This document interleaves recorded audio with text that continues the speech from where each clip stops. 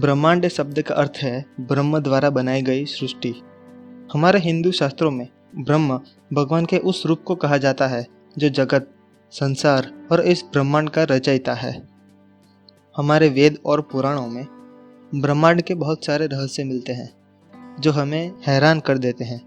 हमने आज तक जो जाना है उन श्लोकों के पर्याय हम कुछ नहीं जानते हैं।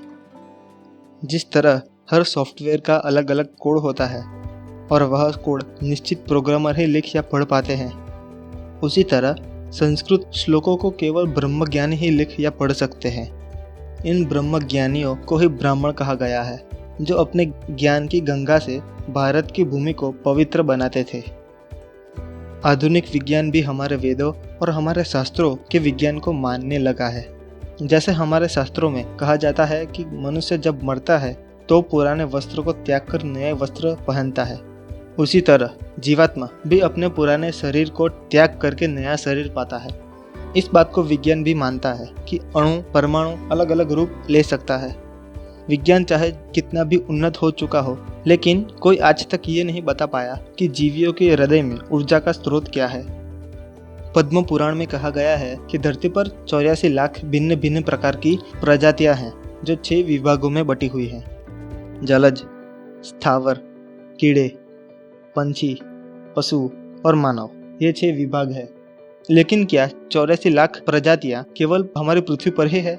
क्या यह संभव है? व्यवहारिक रूप से यह संभव नहीं है।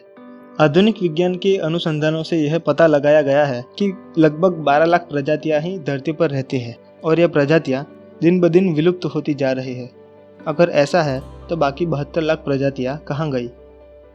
अगर 84 लाख प्रजातियां, जिन्हें 84 लाख योनि भी कहा जाता है, वह सत्य है, तो यह भी सत्य है कि इस ब्रह्मांड में हम अकेले नहीं हैं। वास्तव में 84 लाख योनि का अर्थ 84 लाख धरतियां भी हो सकती है।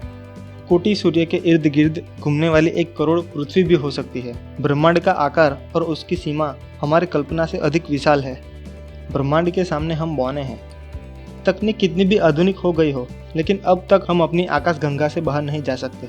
फिर अनंत ब्रह्मांड में क्या हो रहा है, हम कैसे जानें? समानांतर ब्रह्मांड और कहे तो पृथ्वी के बारे में हमें सनातन धर्मशास्त्र योग वशिष्ठ में भी मिलता है। उसमें माता सरस्वती माया नाम की रानी को एक ही जगह पर सूक्ष्म रूप से कई ब्रह्मांडों को दिखाती है, जिसमें वह रानी अपने पति को हर ब्रह्मांड की हर पृथ्वी पर अलग अलग रूप से देखती है। जब मैंने पहली बार इस ग्रंथ को पढ़ा था तब मेरे मन में भी इसके प्रति कई विचार पनपने लगे कि यह कैसे हो सकता है, पर वास्तविकता यही है कि यह हो सकता है। आधुनिक विज्ञान भले ही इसे साबित न कर सके, पर आइंस्टाइन जैसे वैज्ञानिक भी इसे मानते थे और इससे प्रभावित थे।